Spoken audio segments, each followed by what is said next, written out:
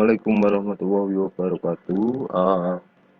Selamat datang di kuliah Mekanika Kekuatan Material.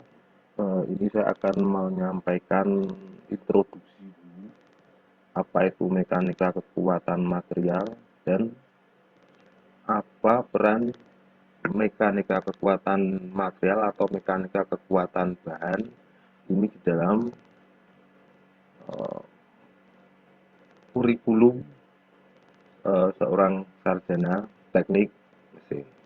Oke.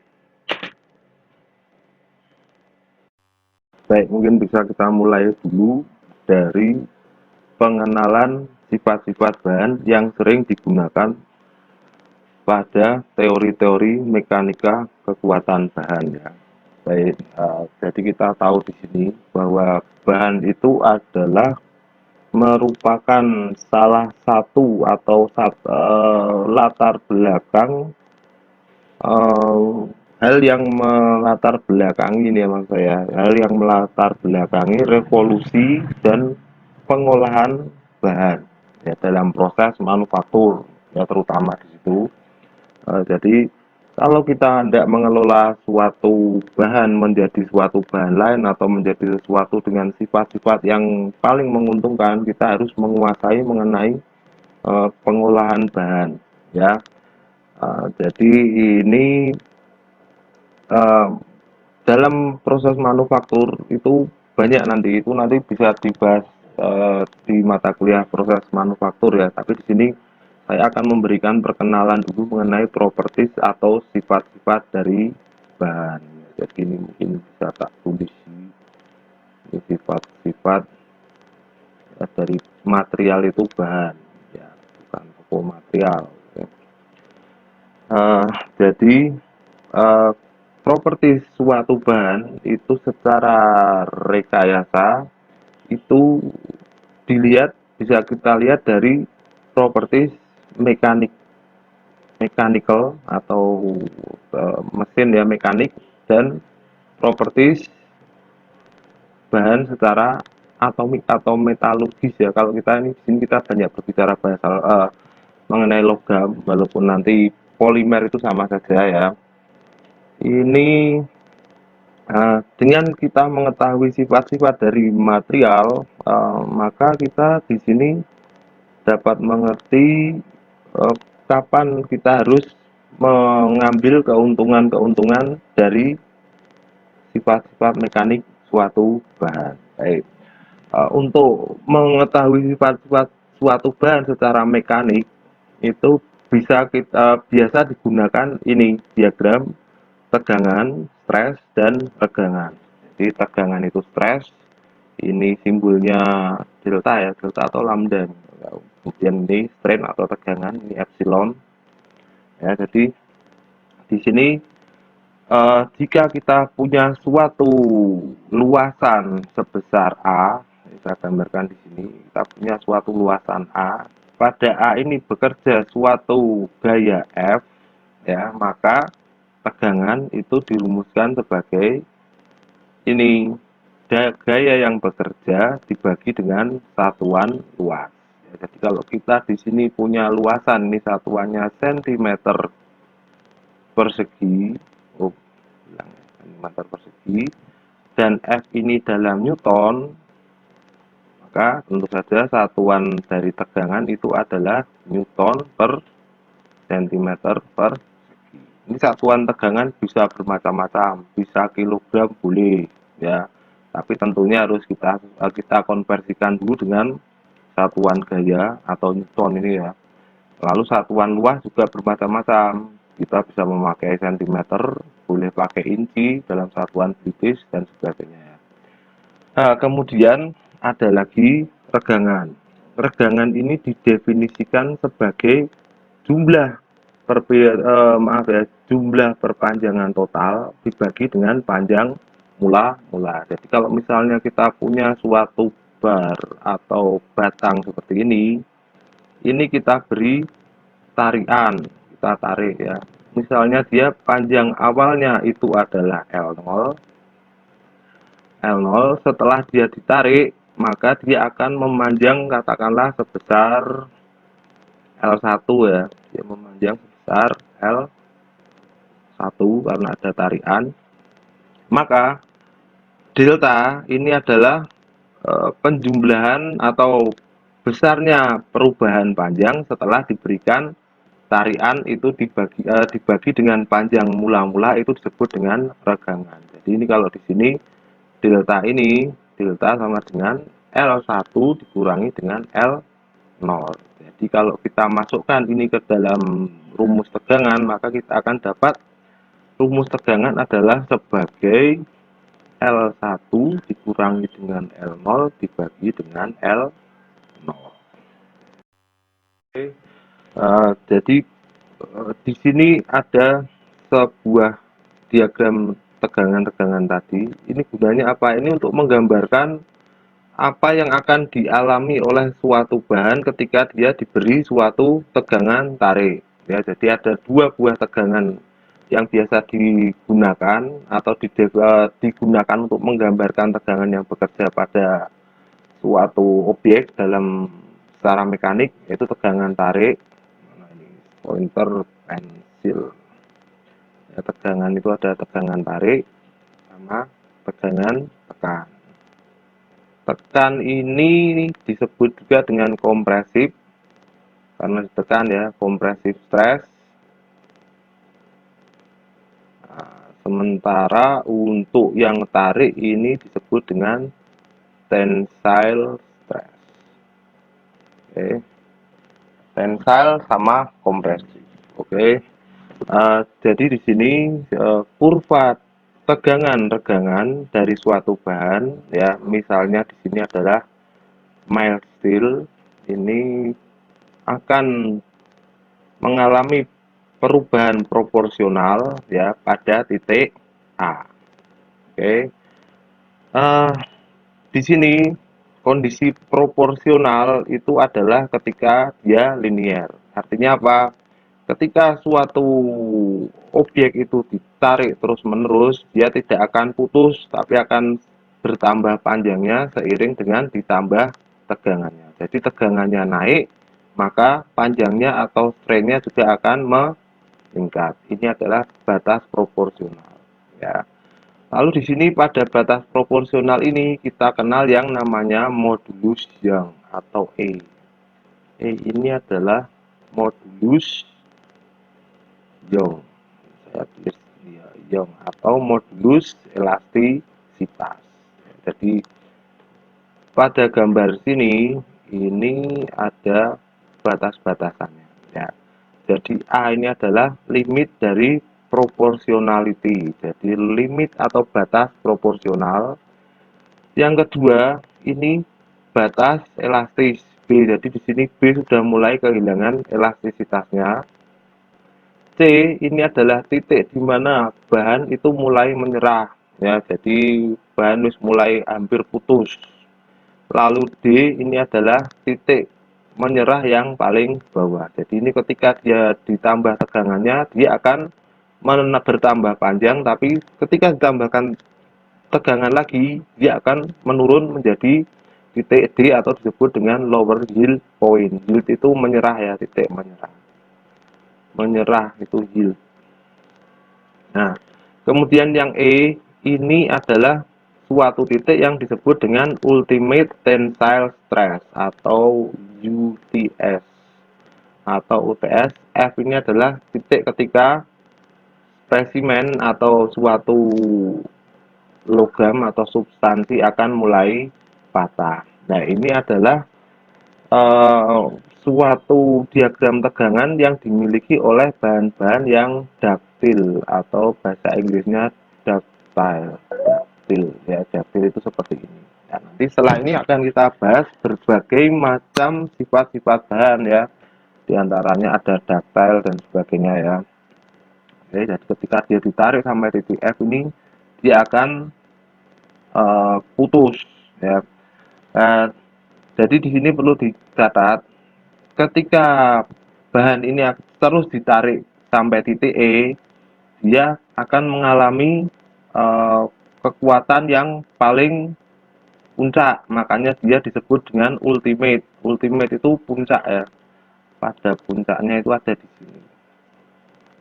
Nah, di sini dia akan mengalami, selain mengalami kekuatan yang paling puncak, ya seperti kita lihat tegangannya paling gede, tegangannya juga semakin memanjang. Dia di sini akan mengalami pengerasan juga, ya, yang disebut dengan strain hardening, ya, pengerasan. Jadi dia akan semakin mengeras ketika dia ditarik di sini. Ya. Pada titik ini tegangan kurva tegangan-tegangan itu akan maksimal semua, dan semua pengolahan bahan untuk mendapatkan kekerasan dan kekuatan yang paling maksimal itu diusahakan di titik E ini. Jadi mengolah suatu bahan itu juga agak sembarangan, ternyata dia harus dicari titik ultimate tensile strength. Itu adalah ketika suatu bahan akan mendapatkan kekuatan atau performa maksimalnya itu ada di titik E. Jadi beberapa saat sebelum dia mengalami putus. Oke ya. Jadi pertanyaan selanjutnya itu adalah permasalahan selanjutnya ini ya, itu adalah bagaimana kita menentukan tensile strength dari suatu bahan. Ya, jadi misalnya katakanlah kita akan membuat suatu bahan baru dari campuran logam ini dan itu diberi dengan komposit dan sebagainya. Ini kita harus mencari titik E. Caranya bagaimana? Itu adalah dengan membuat spesimen uji semacam ini, ya. Nah, kemudian spesimen uji ini nantinya akan ditarik pada suatu alat uji tarik. Alat uji tarik. Ya, kebetulan laboratorium di Unimus, laboratorium proses manufaktur ini sudah ada, ya, alat uji tarik ini ada, tapi ya dia cuma maksimal berapa saja lah, enggak begitu banyak karena dia digunakan untuk menguji kekuatan tarik dari suatu polimer. Nah, ini untuk membuat spesimen uji ini ada aturannya juga, ya. Ini aturan yang sesuai dengan IS. IS itu International Standard kalau nggak salah, IS 210 1978. Ini tahun apa mungkin saya tidak tahu ya. Ini ada bermacam ukuran macam-macam, tapi terminologinya ada di sini. Nah, ini panjang gauge, ini panjang solder, ini panjang keseluruhan ya di sini ya. Diameternya berapa, terus di sini ada filetnya berapa, ini sudah ada semua. Mungkin untuk polimer juga standarnya berbeda-beda. Oke ya. Nah, suatu bahan yang ductile itu akan mengalami kurva seperti ini. Ini bahan yang ductile. Nah, contohnya barang-barang ductile itu apa? Banyak. Semua bahan itu adalah kebanyakan ductile ya. Ductile itu kebalikannya itu adalah brittle ya.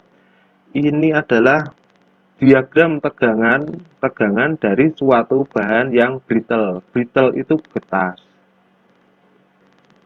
Brittle itu getas. Ya, ini kebalikannya dari ductile. Ductile itu artinya tidak getas. Nah, contohnya apa? Objek yang brittle itu apa? Bahan yang brittle itu contohnya apa? Contoh paling ekstrim itu adalah kaca. Kaca. Jadi kaca itu dia tidak kuat sama sekali terhadap tarikan. Jadi begitu ditarik atau diberi tegangan tekan, dia akan langsung pecah. Ya. Contoh lainnya itu apa? Kapur tulis. Kapur yang biasa kapur tulis ini yang biasa dipakai tulis itu adalah salah satu bahan yang brittle juga. Begitu dia dikasih tegangan, nanti dia akan langsung patah. Oke, jadi salah satu sifat mekanik yang dipelajari itu nantinya adalah dua ini. Jadi bukan dua ya, seperti ini. Nanti di sini ada banyak sifat-sifat lainnya seperti mampu tempa dan sebagainya ya. Itu juga akan ditentukan di sini. Oke, selanjutnya. Nah, ini kelanjutan dari atau bahan-bahan sifat-sifat mekanik bahan lain yang perlu dipertimbangkan dalam proses manufaktur dan bisa dihitung dalam series mekanika atau mata kuliah seri mekanika. Jadi kalau dulu sebelumnya Anda mempelajari di semester 1 apa berapa ya? Statika struktur. Lanjutannya ini adalah mekanika kekuatan bahan atau material. Lanjutnya lagi apa? Nanti Anda akan mendapatkan yang namanya finite element method. Tapi nanti semester akhir ini juga insya Allah yang ngampu saya juga. Itu ya. Nah, jadi berikutnya kita bahas sifat bahan yang meliputi dua ini ya. Malleability itu adalah mampu tempa. Berikutnya ductility atau ductilitas. Tadi sudah kita bahas ya di situ ya. Ductilitas. Beberapa buku bilang seperti ini. Bahasa Indonesianya kita susah ini. Ductilitas itu ada ya. Nah, uraiannya adalah seperti ini. Kedua sifat dari bahan yang berkaitan dengan plastisitas dari bahan ya. Jadi mampu tempa dan ductilitas ini adalah berkaitan dengan sifat-sifat plastis dari suatu bahan ya. Jadi kalau kita mau bicara lagi plastis itu apa, kita akan bisa membahas bahwa plastis itu kebalikannya dari elastis. Nah, definisi dari elastis itu sendiri apa? Itu adalah ketika suatu bahan itu kita beri gaya, maka dia akan meregang atau mulur. Contohnya karet.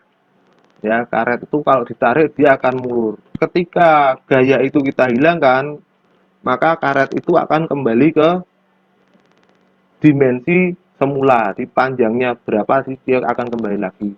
Itu yang disebut dengan sifat elastis. Berikutnya adalah kebalikannya itu adalah sifat plastis. Sifat plastis itu apa?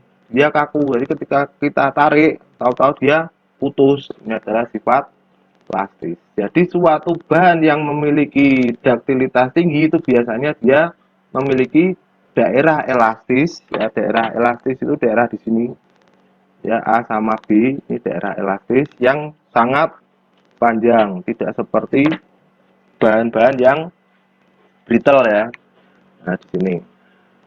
Kemampuan tempa atau malleability itu bisa diartikan dari sebagai kemampuan plastik, kemampuan terjadinya deformasi plastis atau deformasi yang tidak kembali ke bentuknya lagi pada ketika dia mendapat tekanan, mendapat beban tekan ya, dipukuli itu namanya ditempa ya. Sementara duktilitas itu adalah sifat plastis atau deformasi plastik yang terjadi akibat adanya tegangan tarik. Jadi cuma bedanya cuma itu aja. Suatu bahan itu akan berubah menjadi plastis ketika dia diberi tegangan. Tapi ketika dia tegangannya itu adalah tegangan tekan yang berulang, itu adalah kemampuan tempa. Sementara yang cuma satu kali tegangan atau tidak berulang itu disebut dengan deformasi plastis. Oke ya.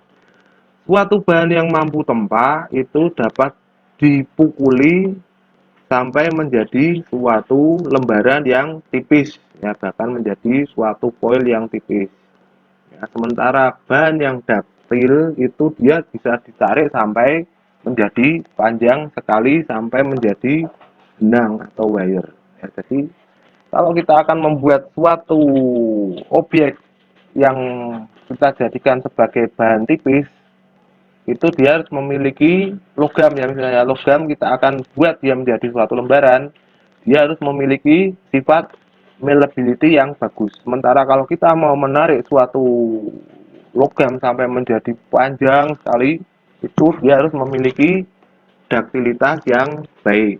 Oke ya.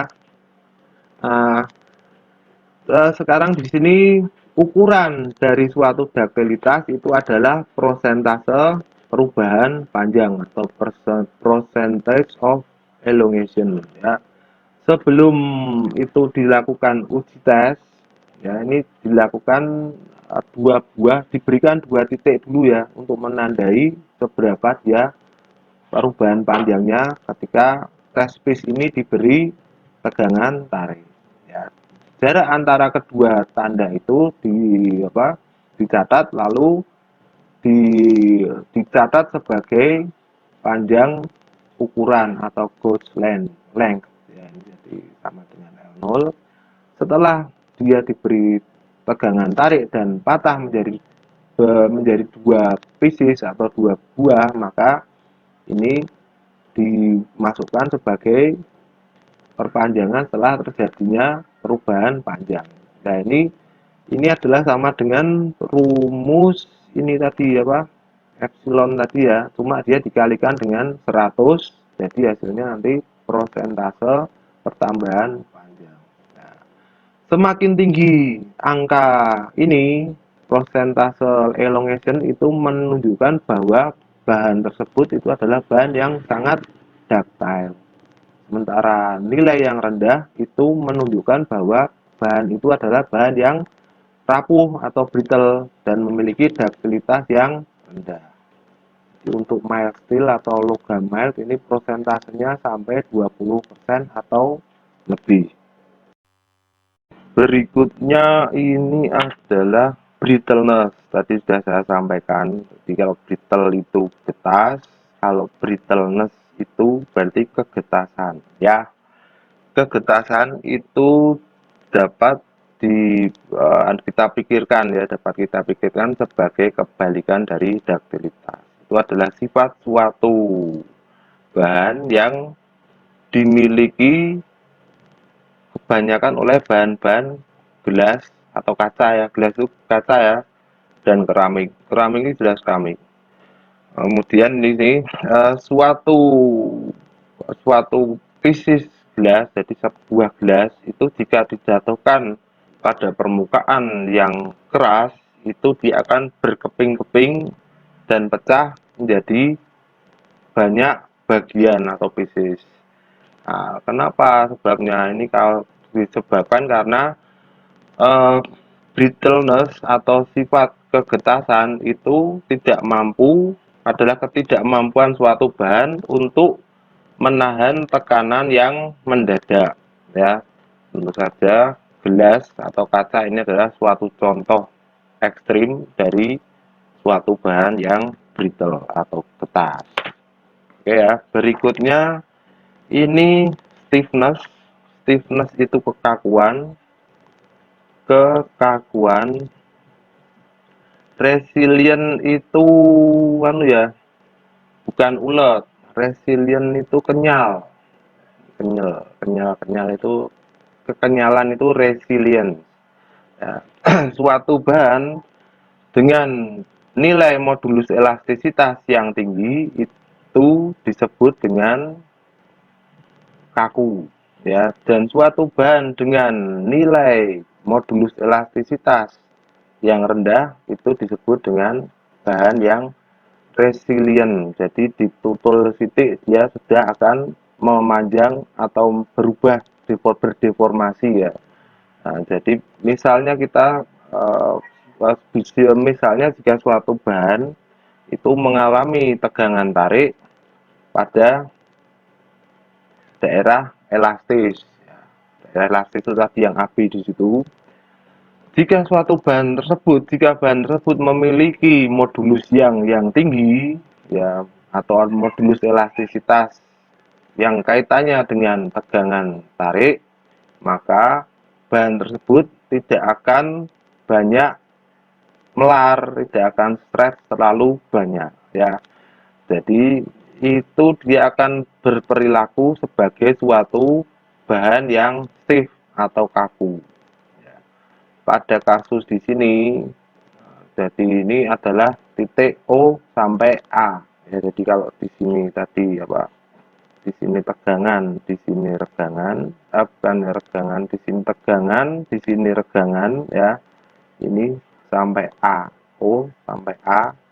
Nah, terus di sini nanti ada B, sini C, sini D, dan sini E, sini F, C, D, C, D, sini ya. Ini O sampai A itu adalah disebut dengan bahan yang kaku. Ya, suatu batang yang terbuat dari bahan yang kaku itu dia akan sedikit melengkung, ya, melengkung sedikit dibandingkan dengan bahan yang memiliki kekenyalan yang tinggi pada pembebanan yang sama. Jadi misalnya kita menarik suatu karet dengan beban dikit aja dia akan mulur. Sementara kalau dengan besi, kita mau tarik berapapun dia sampai berapa, itu dia masih tetap mempertahankan bentuknya. Itu yang disebut dengan kekakuan dan kekenyalan. Perlawanannya ya. Kemudian di sini ada lagi toughness. Toughness ini ketangguhan dari suatu bahan.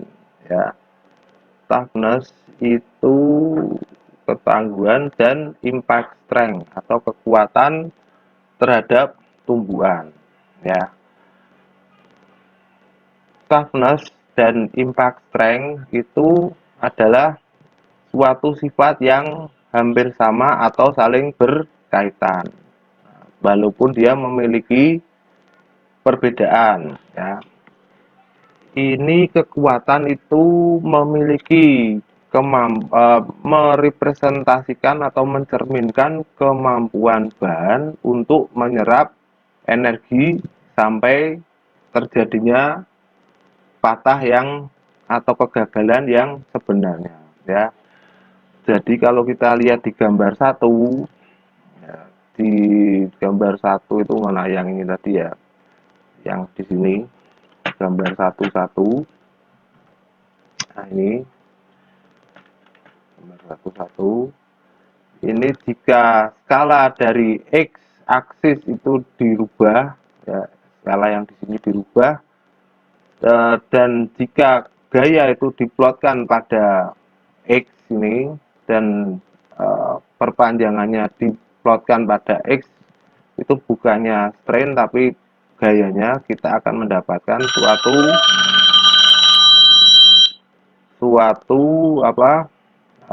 perubahan suatu definisi mengenai impact strength di sini ya.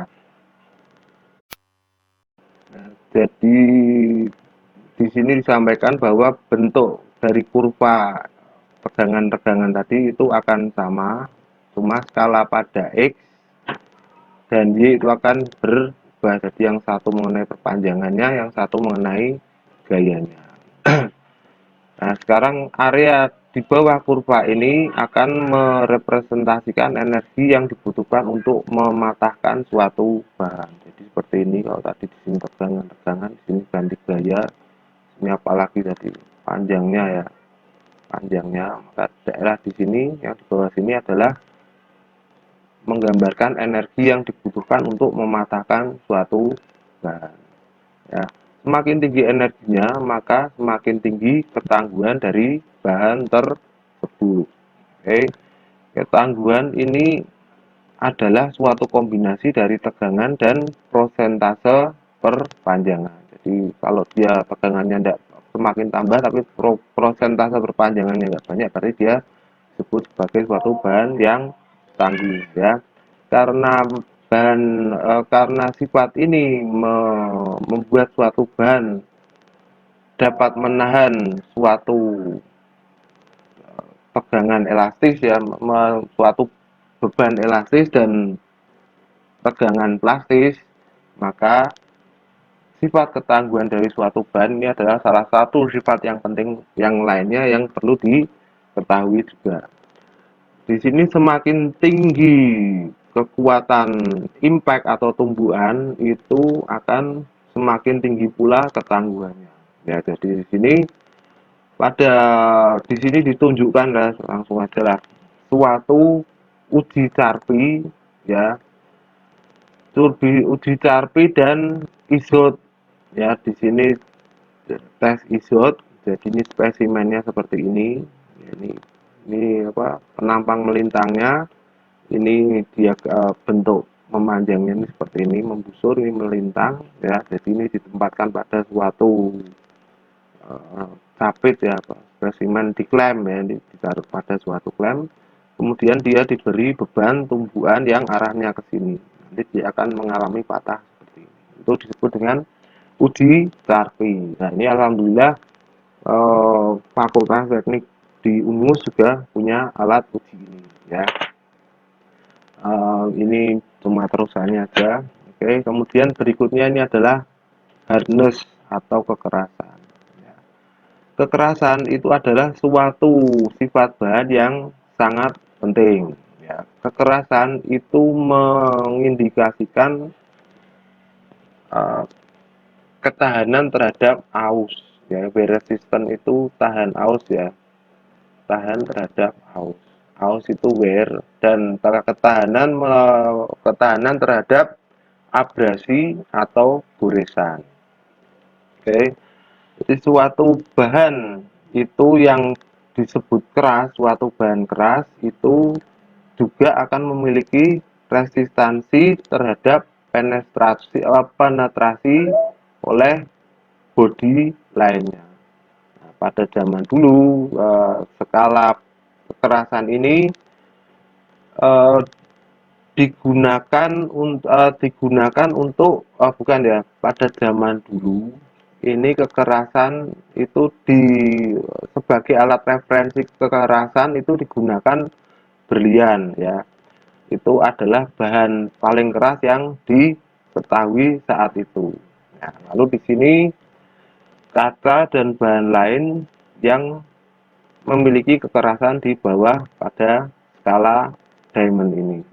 Nah, ke kriteria berikutnya ini adalah untuk menentukan kekerasan suatu bahan itu dipakai uji scratch atau uji goresan ya. Jika suatu bahan itu dapat menggores bahan lainnya, maka bahan yang mampu menggores bahan lainnya itu dianggap sebagai bahan yang lebih keras daripada bahan yang mengalami goresan ketika dia saling digoreskan, dan dia akan memiliki skala atau nilai kekerasan yang lebih tinggi.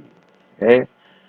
Nah, uji-uji yang dilakukan pada zaman modern ini ada 3, yaitu uji Brinell, uji Rockwell, dan uji Vickers, uji kekerasan. Ya. Di lab kita juga ada. Semua uji ini didasarkan pada uji kekerasan dari ketahanan suatu bahan ya, yang ketika dia diberi penetrasi oleh suatu indentor yang dibuat khusus lalu digoreskan pada permukaan benda tersebut ya. Semakin keras suatu bahan itu resistansinya terhadap tekanan indentor ini akan semakin besar, dan indentor tidak akan dapat melakukan penetrasi pada permukaan ya. Tiap benda jika diberi indentor yang sama itu akan berbeda hasilnya ya. Maka kedalaman dari bekas goresan ini digunakan untuk mengukur kekerasan dari bahan tersebut ya. Nah, ini macam-macam uji tadi, uji Brinell, uji Rockwell, uji Vickers ya. Indentor yang dipakai, jadi ini misalnya ini bahan yang akan kita uji kekerasannya, ini indentor itu seperti ini. Jadi ini ada suatu pencekam ya, itu nanti dia diberi indentor yang berbentuk ini kok. Saya bikin kotak aja ya biar bentuknya tidak aneh. Nah, ini nanti indentor ini digoreskan ke benda yang akan diuji atau tes spesimen.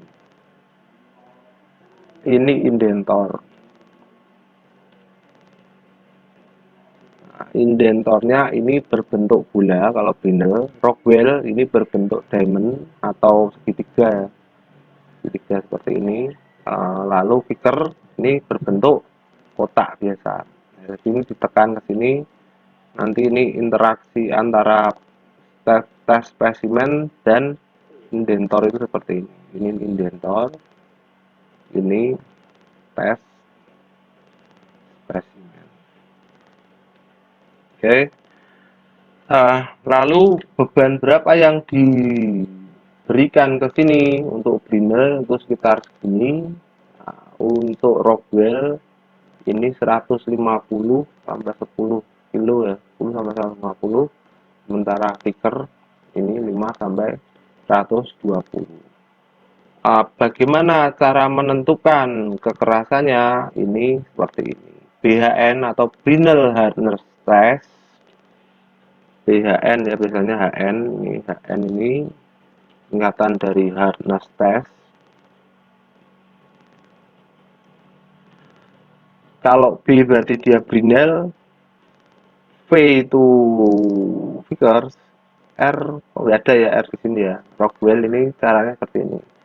Jadi beban yang diberikan kepada bola, indentornya kan tadi di sini bola, itu dibagi dengan luasan dari bola yang bekas di bahan yang diuji kekerasannya atau di tes spesimen.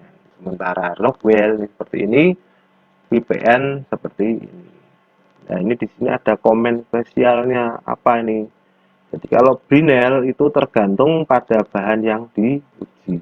Ya, diameter bola dan beban itu bisa berubah. Sementara kalau pada Rockwell ini ada skala yang digunakan, skala A, B, dan C. Nah, di sini ini dimaksudkan untuk bahan-bahan yang berbeda.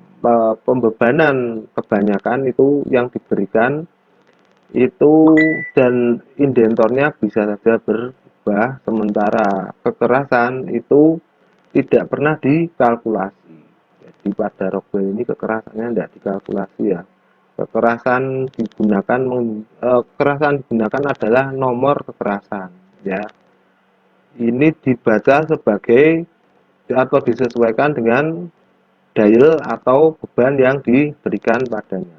Ya, jadi misalnya untuk ferrous itu bahan-bahan ferrous atau bahan-bahan logam yang mengandung ferrit itu digunakan skala C.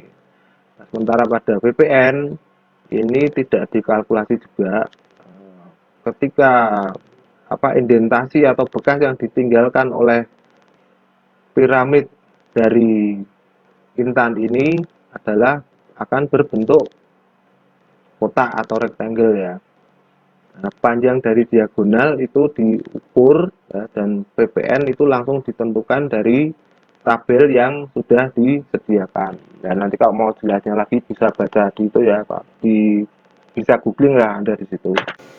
Oke, berikutnya ini adalah fracture of material ya. Jadi jika suatu spesimen itu diberi tegangan yang tinggi di luar kemampuannya atau kekuatannya, maka dia akan gagal dan mengalami patah menjadi dua bagian atau lebih ya.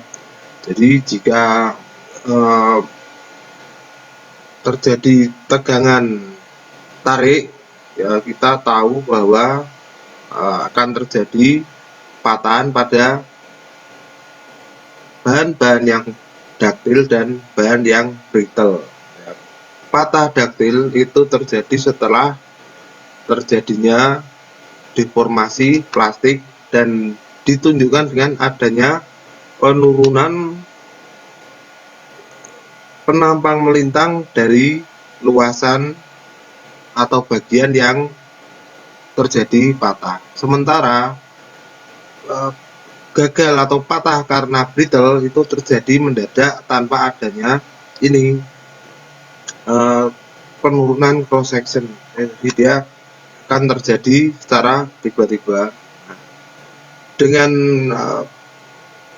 eksaminasi yang berhati-hati, ini jenis dari patah ini dapat ditentukan ya, karena ini patah ini bisa berakibat fatal, apalagi kalau ketika suatu bahan itu dalam servis atau in service atau sedang berproses, maka dia akan berpotensi untuk menjadi bencana ya yang lainnya. Makanya ini fracture of material ini perambatannya juga itu harus benar-benar diperhatikan dari mana. Oke, Berikutnya, selain dari bahan yang ductile dan brittle, fraktur ini kita juga akan berkenalan dengan yang namanya ini fatigue atau kelelahan dan mulur. Krip itu mulur ya, mulurnya suatu bahan. Baik, next ini fatigue failure. Di sini disampaikan bahwa ya bahan itu akan mengalami gagal atau fraktur pada tingkatan tegangan tertentu di bawah kekuatannya. Jadi harusnya dia tidak patah tapi patah ya. Ini diakibatkan karena satu, adanya tegangan yang beralterasi atau beralternatif, berubah-ubah ya.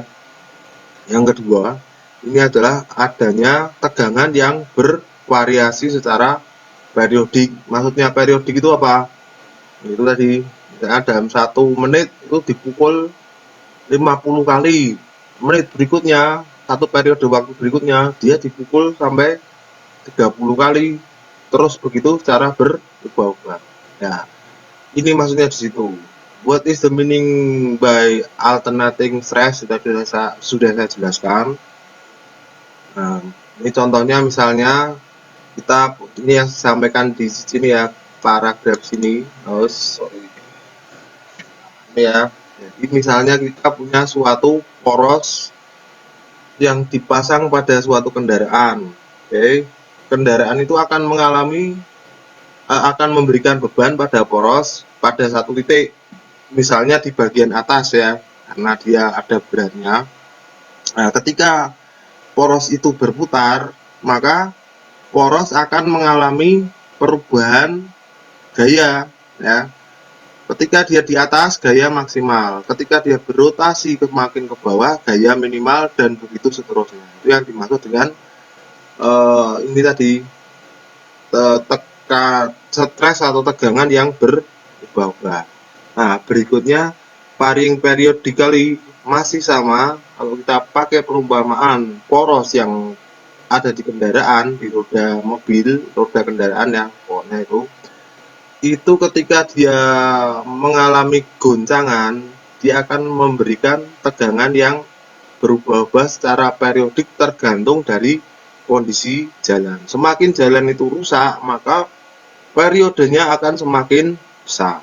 Nah, itu ya. Jadi varying stress itu artinya bahwa besaran stres itu berubah, baik reducing atau mengecil ataupun membesar secara periodik. Oke ya. Nah, di sini kita kenal suatu istilah baru, yaitu ini, tak ganti dulu ya, pointer kita ganti jadi pen. Ini endurance limit atau tingkat ketahanan. Nah, kenapa ini kita kenalkan suatu istilah endurance limit atau tingkat ketahanan? Karena ini tadi harusnya dia kuat menerima tekanan atau stres sebesar itu, tapi kenapa masih jauh di bawahnya dia sudah gagal atau patah? Karena ini yang lelah ya. Ternyata apa? Karena dia menerima gaya tersebut walaupun di bawah kekuatannya tapi secara berulang. Maka salah satu terminologi yang tepat untuk memberikan istilah pada ini adalah endurance limit. Oke ya.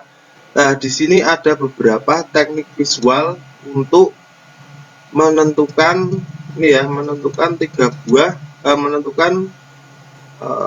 tahanan akibat kerusakan akibat adanya patah ya, berdasarkan zonanya. Ini zonanya ada 3, yaitu yang pertama, titik dari inisiasi atau awal permulaan terjadinya retakan. Itu adalah titik di mana retak itu mulai atau asalnya, jadi berasal dari mana ya. Ini ada macam istilah retakan, jadi ini mulainya dari mana. Yang kedua, ini area perambatan retak karena adanya selama komponen tersebut melakukan tugasnya atau drilling service ya. Area ini biasanya dikarakterisasi dengan goresan yang melingkar, ya, dengan titik retak atau titik awal retak itu sebagai pusatnya. Yang ketiga, ini sisa dari retakan yang sisa dari cross section menambang melintang, menunjukkan tanda adanya breakage, itu patahan yang mendadak, ya. Ini dia sebagai hasil dari propagasi retak dengan yang seiring dengan waktu.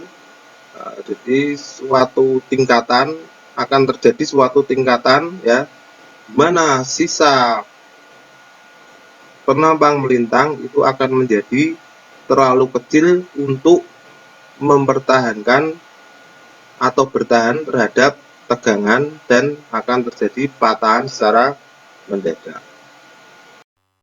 Berikutnya, creep failure. Creep itu mulur, okay. Failure of material atau kegagalan dari suatu bahan itu dapat terjadi walaupun pada kondisi pembebanan yang steady. Steady itu tidak berubah terhadap waktu, artinya dia diem gitu aja, ya. Didiamkan seperti itu, tidak seperti yang sebelumnya itu tadi ada beban yang berulang dan berulang kali, sementara ini diam atau tetap terhadap waktu, ya. Steady itu diam terhadap tidak berubah terhadap waktu, alias dt sama dengan 0. Ini kalau di dinamika dt-nya 0 itu dengan steady, ya. Ini terjadi karena komponen yang diberi tegangan itu menerima beban steady pada waktu yang cukup lama, ya, terutama jika mereka diberi suhu yang sangat tinggi. Jadi selain diberi tegangan yang tinggi, suhunya juga sangat tinggi. Nah, contohnya apa? Kalau Anda punya karet, itu Anda tarik terus, Anda rentangan dari mana-mana, Anda biarkan saja itu selama beberapa hari di bawah sinar matahari atau Anda beri panas di dekatnya, maka karet tersebut ketika kita lepas dari perangkat yang membuat dia mulur, dia itu tidak akan kembali ke bentuk asalnya, alias sudah mati. Jadi di situ tetap panjangnya bertambah, ya. Itu yang disebut dengan kegagalan akibat adanya mulur, ya. Jadi ini kalau ditambah tegangan lagi sehingga dia ditarik pada kondisi sudah mulur seperti itu, dia akan lebih mudah gagal atau patah. Nah, contoh-contohnya di sini boiler, steam, ya, turbine blade. Jadi steam turbine blade itu sudu-sudu, baling-baling, ya, baling-baling dari turbin. Furnace itu kayak oven itu, ya, dan sebagainya. Nah, kegagalan seperti ini disebut dengan kegagalan creep atau kegagalan mulur karena adanya fakta bahwa bahan itu akan terus berdeformasi secara plastis, ya, pada kondisi tertentu walaupun pada rasio atau laju yang sangat lambat. Tapi pada waktu yang sangat lama, efek dari creep ini akan dapat diperhitungkan, ya, terutama jika dia berkaitan dengan ultimate failure atau kegagalan air putus, ya, dari suatu komponen. Oke, berikutnya ini saya berikan tugas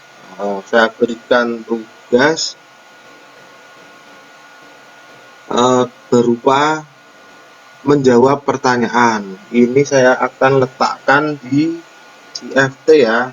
Saya letakkan di IFT Anda di topik pertama untuk Anda jawab. Ya, dijawab, Anda jawab. Bagaimana nanti cara menjawabnya itu saya sampaikan di IFT. Mungkin saya sudahi dulu, ya.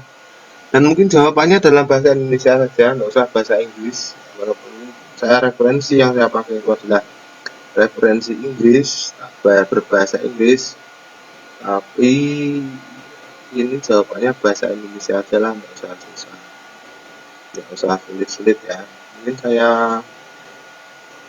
cukupkan sekian pertemuan dalam topik ini. Kalau ada pertanyaan dan sebagainya bisa dilanjutkan di grup ya. Oke, saya akhiri dulu dengan wassalamualaikum warahmatullahi wabarakatuh. Tetap semangat ya, walaupun harus daring. Oke, terima kasih.